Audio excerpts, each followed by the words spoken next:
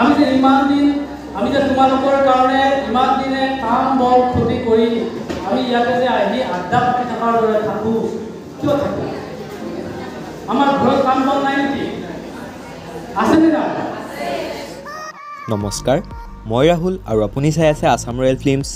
আৰু আজিৰ ভিডিঅ'টোত আমি স্বাক্ষৰ উদ্যোগত গ্ৰীষ্মকালীন বিনামূলীয়া পাঠদান কাৰ্যসূচীৰ লগত সংগতি ৰাখি আমাৰ উপস্থিত ছাত্ৰ ছাত্ৰীসকলৰ মাজত বিভিন্ন শিতানৰ প্ৰতিযোগিতা আমি ৰাখিছোঁ আৰু সময়ৰ প্ৰতি লক্ষ্য ৰাখি আমি সম্বৰ্ধনা অনুষ্ঠানৰ আগতেই ক্লাছৰুমতে আমি গোটেই প্ৰতিযোগিতাসমূহ পাতিছোঁ যেনে ৰচনাৰ পাণ্ডুলিপি ফিতাতে লিখা কবিতা চিত্ৰাংকন কুইজ আকস্মিক বক্তৃতা কবিতা আবৃত্তি সংগীত প্ৰতিযোগিতা আৰু এনেকুৱাকৈ ভিডিঅ'ৰ যোগেদি আমি স্বাক্ষৰৰ কিছুমান কাম সংগ্ৰহ কৰিবলৈ চেষ্টা কৰিছোঁ আৰু আগলৈও স্বাক্ষৰৰ তৰফৰ পৰা ভাল ভাল ভিডিঅ' বনাবলৈ মই চেষ্টা কৰিম আৰু আপুনি যদি স্বাক্ষৰৰ ভিডিঅ'বোৰ চাই ভাল পাইছে তেনেহ'লে মোৰ এই চেনেলটো ছাবস্ক্ৰাইব কৰিবলৈ নাপাহৰিব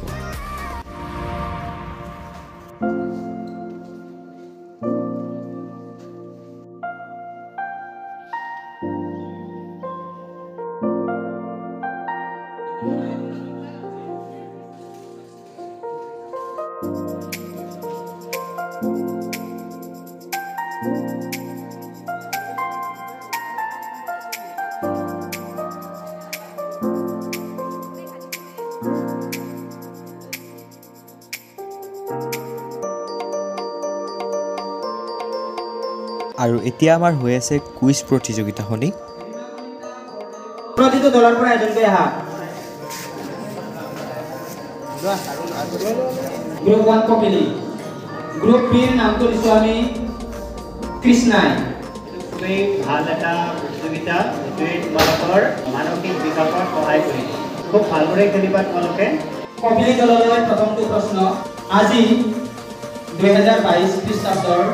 22 জুলাই শুক্ৰবাৰ 1429 ভাস্কৰাব্দৰ কিমান তাৰিখ শাওনৰ উত্তৰ অসমৰ জাতীয় পক্ষী কি উত্তৰ দিওঁ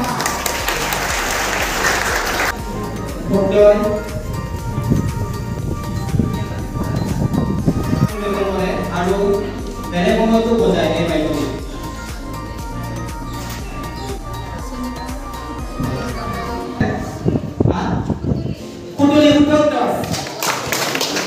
এই চৰাইবিধৰ নাম কি কেতেকী কোন এৰিলে কথা বলিলে কোন এৰিলে কোন বুলি প্ৰশ্ন মামনি ৰেশম গোস্বামী এইটো কি বুলি কোৱা যায় তলাতল ঘৰ শিওৰ শিওৰ তলাতল ঘৰ উত্তৰ এই হাতবিধৰ নাম কি পদিনা হাঁহ উত্তৰ এইটো হৈছে অংকিত চিত্ৰ শ্ৰীমন্ত শংকৰদেৱৰ এই কল্পিত চিত্ৰখন কোনে অংকন কৰিছে ইয়াৰ ছবিৰ দৃশ্য জয়মতী উত্তৰ জয়মতী এখন গ্ৰহৰ চিত্ৰ সেই কোনটো গ্ৰহ ক'ব লাগে গ্ৰহটোৰ নাম ক'ব লাগে মংগল গ্ৰহ নিশ্চিত নে ঠিক আছে মংগল গ্ৰহ সেই জন্তুবিধৰ নাম কি এবিধ প্ৰাণী সেই প্ৰাণীবিধৰ নাম কি ক'ব লাগে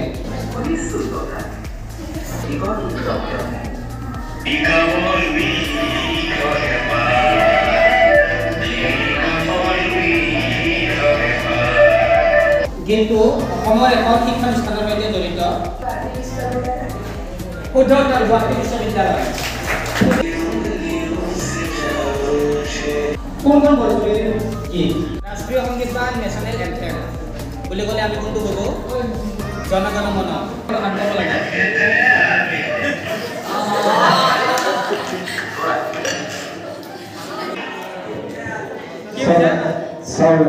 চলে ঠিক আছে শুদ্ধ উত্তৰ গীতিকাৰ গৰাকীৰ নাম কি এই গীতটি কোনে ৰচনা কৰিছিল কোনে লিখিছিল গীতটো কুইজৰ অন্তিমটো প্ৰশ্ন আমাৰ কোনো প্ৰতিযোগীয়ে নোৱাৰিলে আৰু দৰ্শকলৈ বুলি ঠেলি দিওঁতে আমাৰ বুবুল দা বহি আছিল আৰু তেখেতে ইয়াৰ এনচাৰটো দিলে আৰু তেখেতলৈ এটি উপহাৰ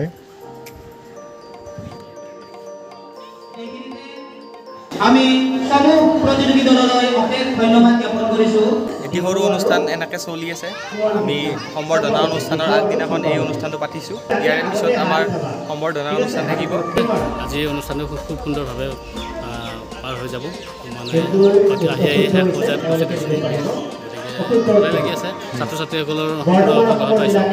গোটেইসকলে ধুনীয়াকৈ প্ৰদৰ্শন কৰি চলি আছে ভাল লাগিছে আৰু এতিয়া প্ৰগ্ৰেম হৈ আছে আপোনালোকক আৰু অলপ দেখাই দিওঁ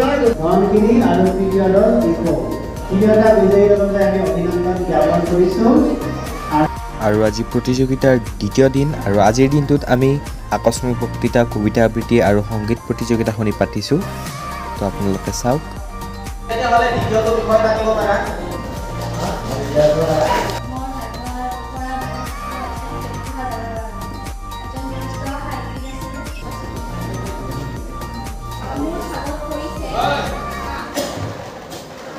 আম হৈছে ফলৰ ৰজা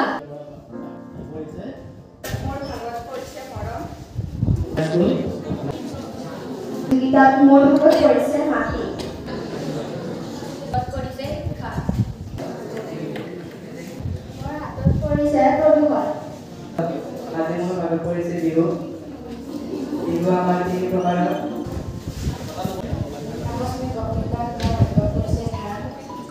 কবিতা প্ৰতিযোগিতা শেষ হোৱাৰ লগে লগে আমি ইয়াত একেঠাইতে কবিতা আবৃত্তি প্ৰতিযোগিতাখনি আৰম্ভ কৰিম তেওঁলোকক সাজু হৈ থাকিবলৈ অনুৰোধ জনাইছোঁ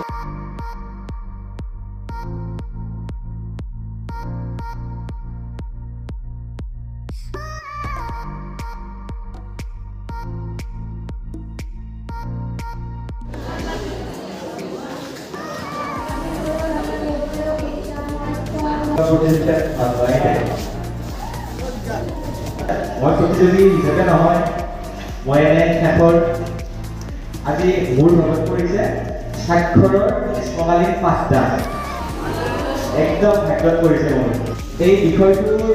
মূল উদ্দেশ্যটো হ'ল তোমালোক স্বাক্ষৰৰ গ্ৰীষ্মকালীন বিনামূলীয়া পাঠদান মানে হ'ল তোমালোক আমি দেৱিক ছাৰ ভাস্কৰ ছাৰ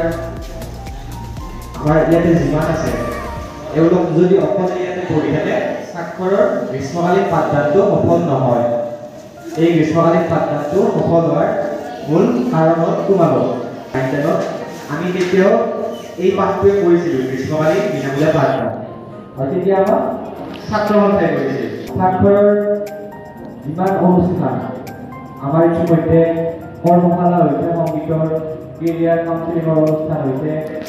তোমালোকৰ মাজতে আমি বিভিন্ন শিক্ষাৰ প্ৰতিযোগিতা আমি এই অনুষ্ঠানটো ৰাখিছোঁ স্বাক্ষৰৰ গ্ৰীষ্মকালীন বিনামূলীয়া পাঠদান কাৰ্যসূচী গতিকে এই হিচাপতে তোমালোক সকলোকে মোৰ আন্তৰিক অভিনন্দন ধন্যবাদ জ্ঞাপন কৰিছোঁ আমাৰ এই যিটো মাহজোৰা কাৰ্যসূচী গ্ৰীষ্মকালীন বিনামূলীয়া পাঠদান কাৰ্যসূচী তোমালোকে খুব ধুনীয়াকৈ আমাক সহযোগ কৰিছা আৰু এই গ্ৰীষ্মকালীন বিনামূলীয়া পাঠদান কাৰ্যসূচীৰ লগতে সংগতি আমি অহাকালি এটি সম্বৰ্ধনা অনুষ্ঠান ৰাখিছোঁ আৰু সম্বৰ্ধনা অনুষ্ঠানত তোমালোক আটাইৰে সহায় সহযোগিতা খুব ধুনীয়াকৈ কামনা কৰিছোঁ এইখিনিলৈ মোৰ বক্তব্য সামৰণি মাৰিছোঁ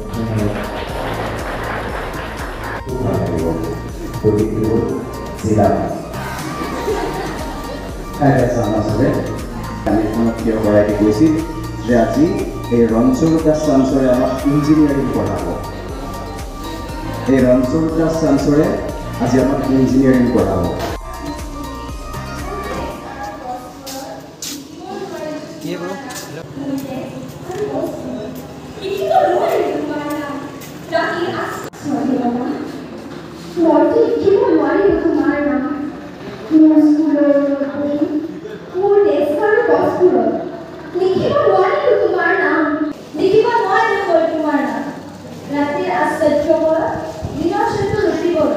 আৰু ইয়াতকৈও ইম্প্ৰুভ কৰাৰ স্থল আছে ইয়াতকৈ বেছি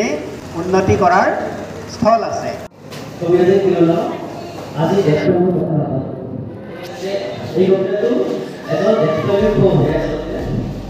কালি আমাৰ মানে মই তোমালোক আৰম্ভণিৰ দিনাখন এটা কথা কৈছিলোঁ যে আমি যিমানে উৎপাদ নকৰোঁ কিয় যিমানে কথা নকওঁ কিয় যিমানে আহি ধেমালি কৰ্মৰ পাৰ নকৰোঁ কিয় কিন্তু যেতিয়া বিদায় বেলা আহে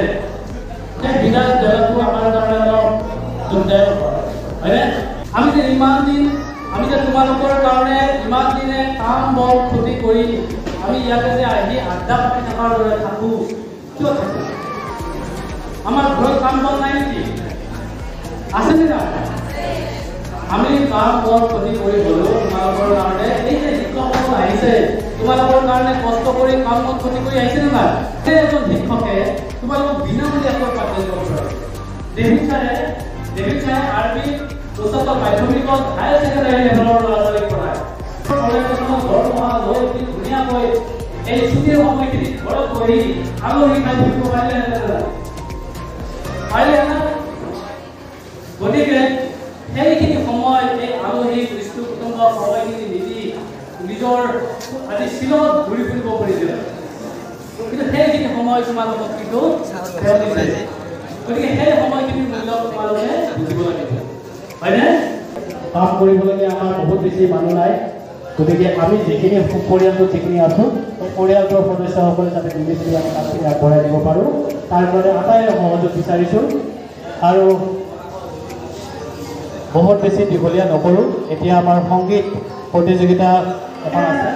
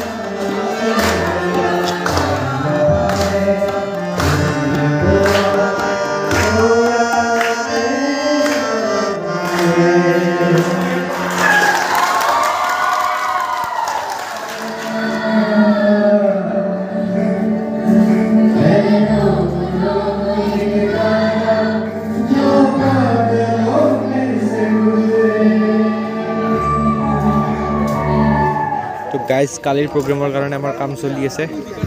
আৰু সকলো প্লেনিং ইয়াতে স্বাক্ষৰ টীমটো আৰু এইবিলাক চাফ চিকুণ কৰা হ'ল আজি অলপ আজিৰ বহুত কম্পিটিশ্যন খতম ইতিমধ্যে প্ৰকাশ দাস ছাবস্ক্ৰাইব